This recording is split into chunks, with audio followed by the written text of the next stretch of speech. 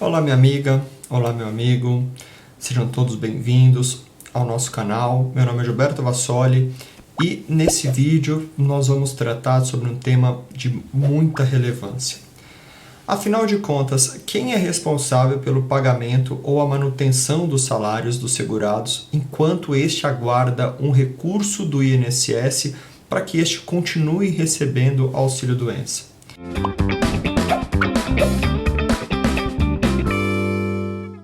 O problema que a gente vai trabalhar hoje, nesse vídeo, e nós vamos apresentar respostas e principalmente as precauções que o segurado deve seguir, é muito típico.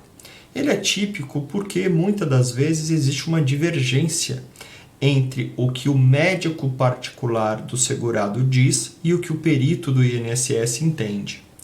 Vamos imaginar uma situação. O segurado ele está cometido por alguma doença que gere uma incapacidade temporária para o trabalho. E acaba que, dentro desta circunstância, ele pleiteia o auxílio-doença. Para o INSS, esse trabalhador deve ficar afastado do seu trabalho durante 2 meses, por exemplo.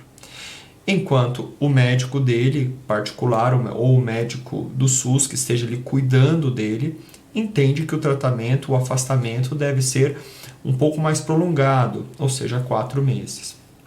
E assim surge uma divergência entre a determinação do INSS e o tratamento médico que ele tem feito. Há uma divergência técnica entre os médicos. E com isso surge um problema grave. Muitas das vezes o INSS indefere o benefício ou a sua prorrogação e o segurado, como não tem outra alternativa, acaba recorrendo dessa decisão perante o INSS, dentro do processo administrativo. E aí surge uma pergunta muito importante que gera muitas dúvidas para os segurados. Neste período em que eu não posso trabalhar e eu estou aguardando o recurso do INSS, quem paga os meus salários? E a resposta para essa pergunta é depende. Depende por quê?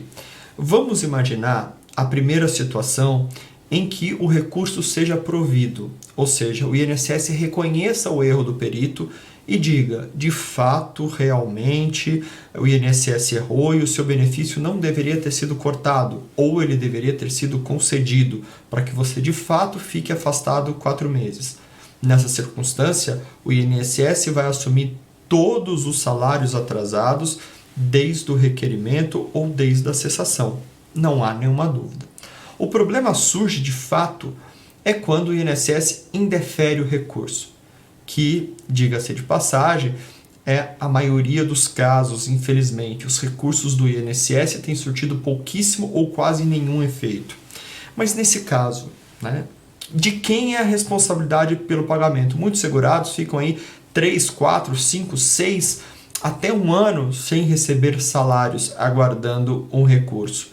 E aí também depende quem vai ser o responsável por esse tempo.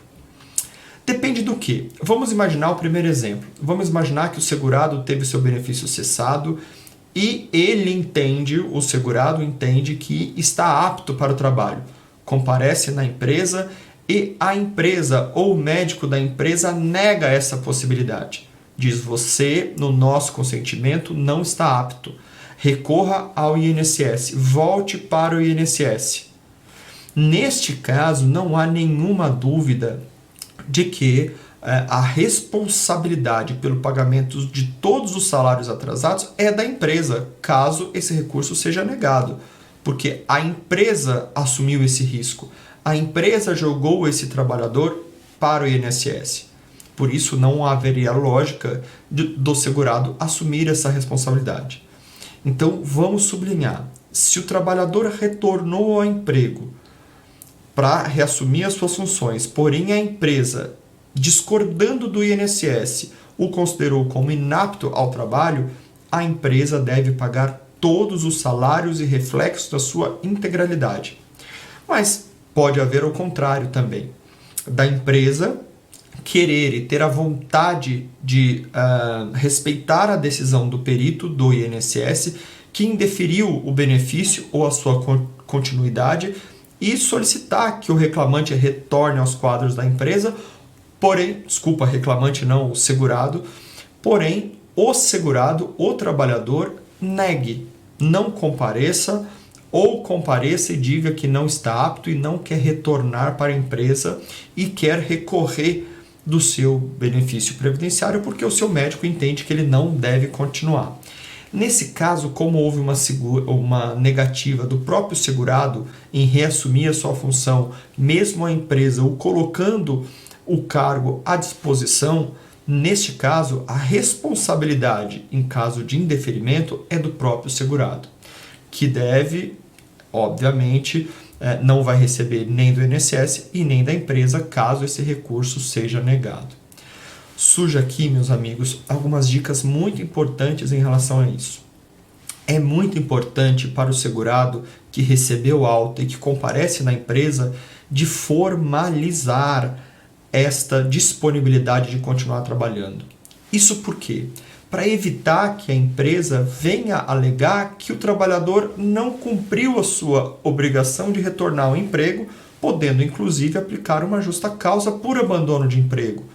A empresa pode alegar que, olha, ele não compareceu aos quadros da empresa e por isso nós estamos aplicando uma justa causa. É por isso que a gente sempre aconselha que o trabalhador, o segurado que esteja afastado por muito tempo do INSS e tenha recebido alta, que formalize a sua disponibilidade de continuar trabalhando imediatamente para que não seja alegado e não tenha nenhum risco de ser aplicado uma justa causa.